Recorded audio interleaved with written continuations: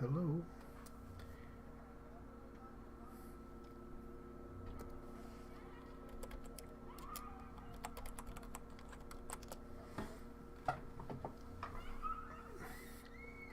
Hello, hello. Well, I'm starting to doing the live stream, which is gonna be now in Sunday nights because Fridays are kind of not very possible for me for working.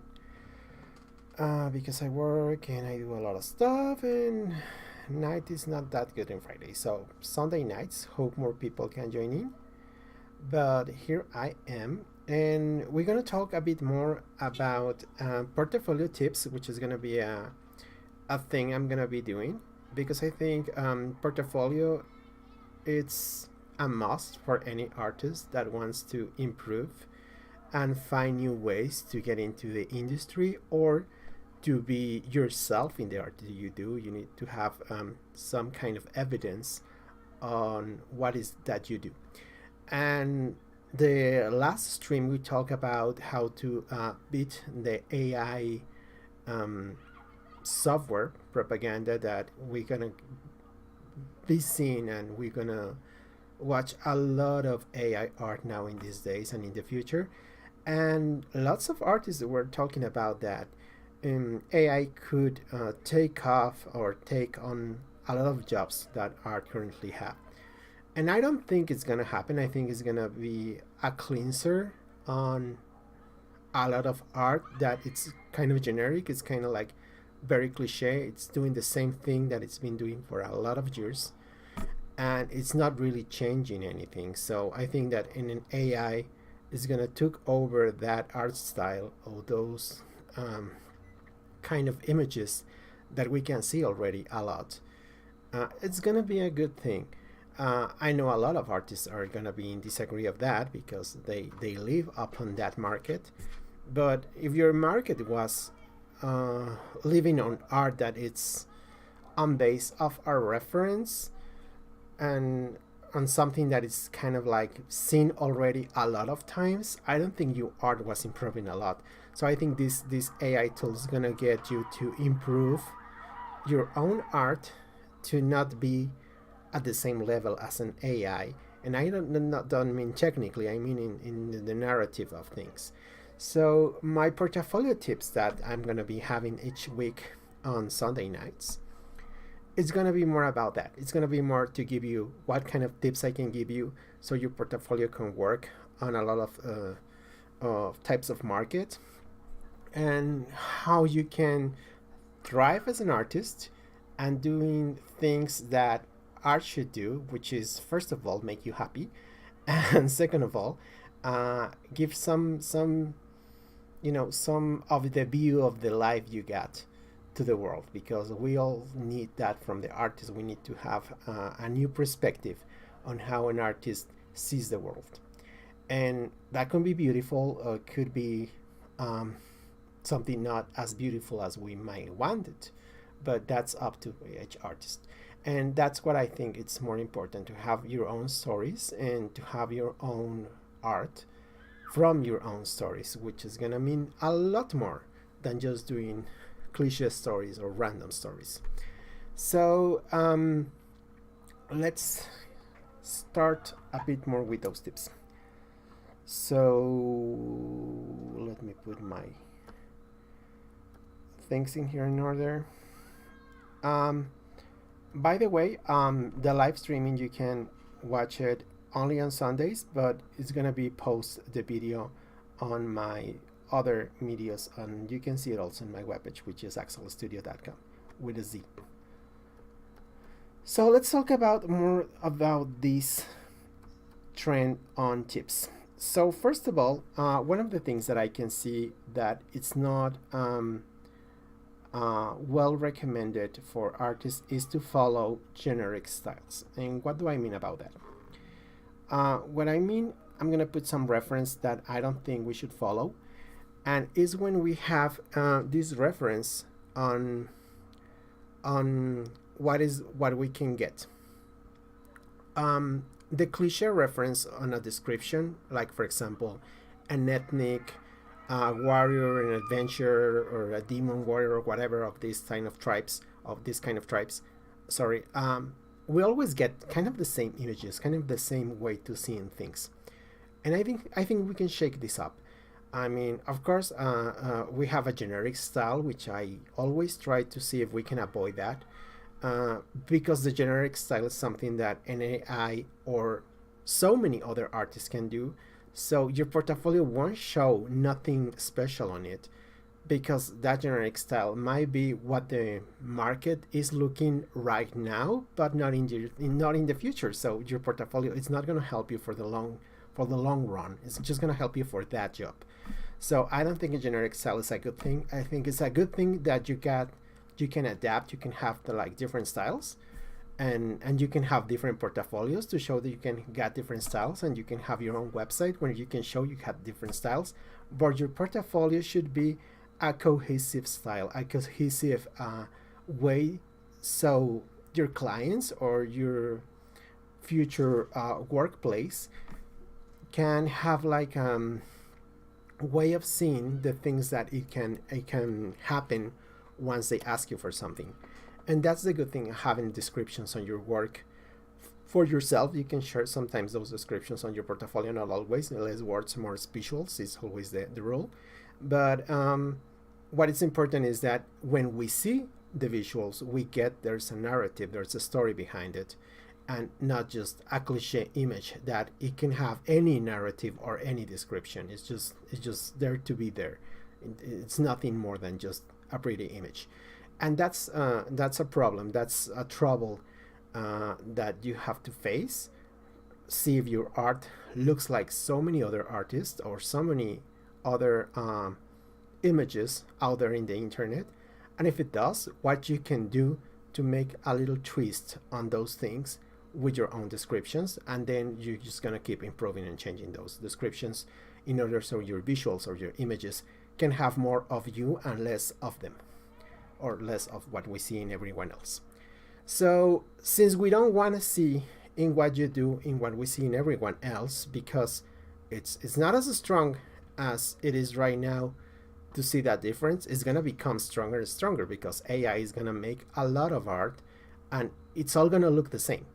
So it's good that you are not going to look into the same pattern that everyone else is doing, because your portfolio is just going to get lost in the transcription of what everyone else is doing. So avoid the cliches, avoid the generic styles, avoid the generic descriptions, avoid the same ideas and the same looks, because it's just going to get old, and it's not going to get old nicely for you as an artist. So try to avoid that. And next, we're going to try to do some descriptions, and by that I mean do your own story with the descriptions you're doing. Try to make it happen as something that can describe the world that you want to build in, and those mood boards that you're going to do, those research images that you're going to use, are not going to become your art, because if you do, I mean, AI again is gonna kill you, because AI does that. AI takes all this, makes a collage of it, and then it makes an art from that. So try to not follow this as a sample of the art, but more as an inspiration of what feelings and moods or visuals you have in your brain. So for that, of course, you need some experience on drawing. You just need to draw a little bit more so you remember how to make all this happen. Because those feelings is what you're going to put in your character, or your background, or your prop, or your machine, or your creature, or your scene of storyboard, whatever. So this is what's going to happen on your mind in order to put all those words and descriptions in work. So it's going to be kind of like a unique formula. And that's what you need. You always need to have unique formulas as an artist, because if these unique formulas doesn't happen in your head, or your imagination, your creativity is going to always get lost into the samples of everyone else, and you don't want that. And for that, I always put the descriptions to follow. For example, in this kind of character, I put I need a character with a flirty but kind personality. The strength on being himself is what he likes to show off. He does not trust in himself and takes life as dual. So these are things that I understand, I can see in others, and I can see in myself. So I can improve those images, because it's not about the trope, it's not about the cliche, it's about something I do understand, so I can make it happen in my own twist, in my own way. So all these images make a reminder of the feelings and visuals and experiences that I got, so I can put them into my character. And I put then he desires to do. If he does not what he desires to do, by doing it, he ends up more empty and end up hiding in dreams that give some sort of escape. He will like to find a real adventure that will challenge him or his dreaming memories for the real ones. He likes helping others less strong than he is, hiding his true fear to be alone with himself. So all these descriptions give me these little the small descriptions, like words like flirty or kind personality, and I find images that can show these descriptions, so I can have a nice collage of feelings, not images, feelings and emotions that I want to put into my character or into my creation, which is important again, because if I just follow these images, I'm going to repeat the same pattern that the AI and other kind of artists are doing, and it's not helping really the industry, because you're just doing cliche over cliche. And as an artist in your portfolio, it's not going to age well again. So for that, I started doing my line work, which is kind of like just the body, just the image that I want to put as an example of it. And I don't do the costume, because I'm gonna make the costume happen in a more generic way for my thumbnail.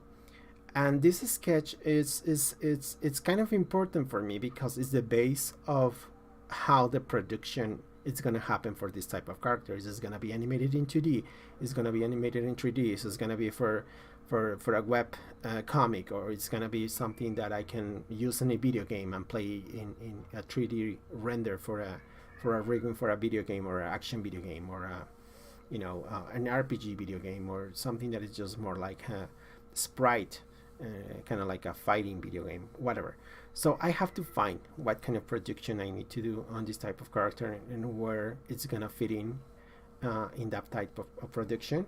And once I get that already, I can start rendering the style that I want for that type of production. And this is the case of this character, that I just make a render that's gonna happen more into that description, and it's gonna have more render when you want to be more precise on the style that is gonna happen visually for the product, and less render when it's gonna be more translating into an animation that's simplified, kind of like animation, 2D animation or 3D animation. Mostly they don't want that much of a render on a character, because they don't need that much of a render, they need more the silhouette and the shape.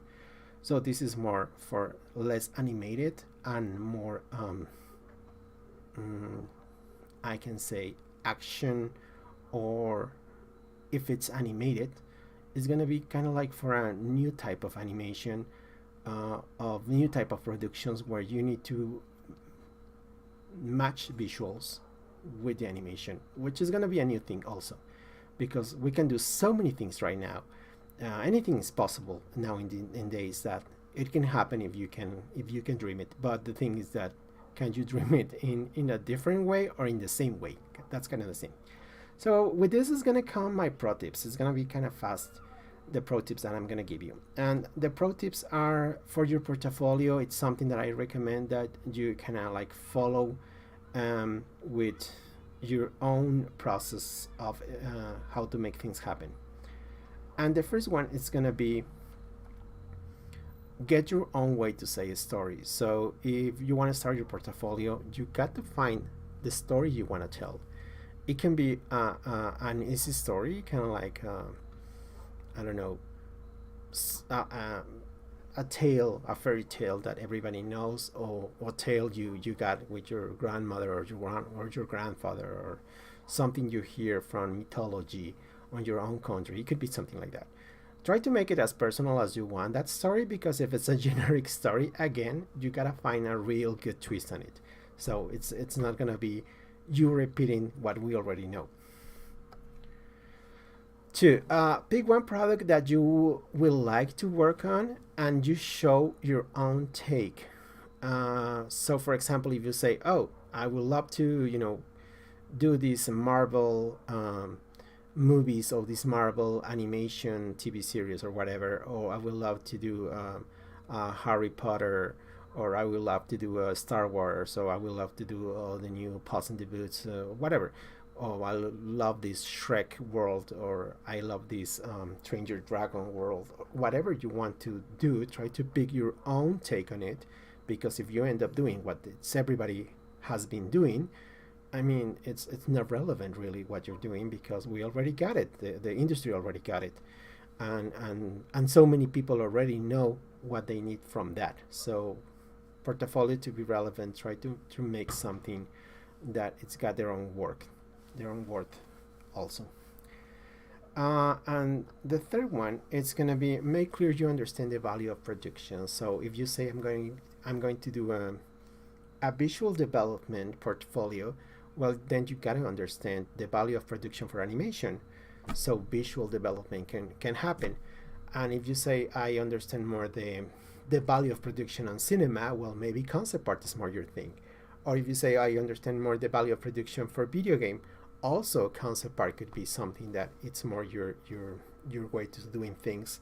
Or you understand a lot of what scenes you need for action, maybe a TV series for storyboard is the portfolio you want to do. So you kind of got to decide what is the value of production you understand, and you can show your own take on art for that, and your portfolio is going to grow from that same cohesive artwork. Because if your artwork does a little bit of animation and a little bit of layout and a little bit of background and a little bit of this character design, well, we don't know what is the value of production of the portfolio you got, so it's not going to help you a lot unless the studio you're trying to work, I mean, it's kind of like needs a bit of everything, which is weird. It can happen, it's weird, but mostly small studios need a very specific artist because they cannot afford having a lot of artists, right? So it's better to have a special portfolio for the production you need to do. So once these pro tips happen in your portfolio, you can improve way much better. So trying to start working on the story you want to tell, try to think on that, and I'll see you on the next Sunday so we can talk a bit more about what else you can do for improving your portfolio, which is going to be kind of like a series I want to do, because I think portfolio is such a great thing to improve your own art, but I don't see a lot of great portfolios because it's almost the same thing. So try to go for your own take, try to go for your own value of production, and this way you can start up doing something better and also fun. Okay? Well, see you on the next Sunday. Bye bye.